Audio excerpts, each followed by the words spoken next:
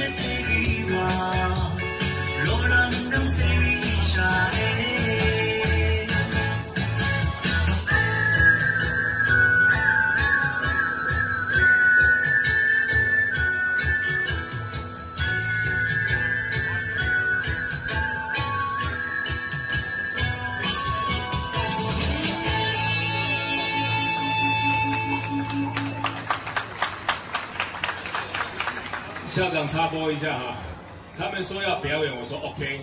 然后说我们明年55周年哈，你们带你们传统衣服来。他跟我说校长，我们早就带来了。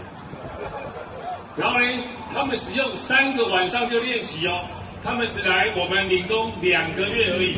等一下唱校队就来，你们掌声好吗？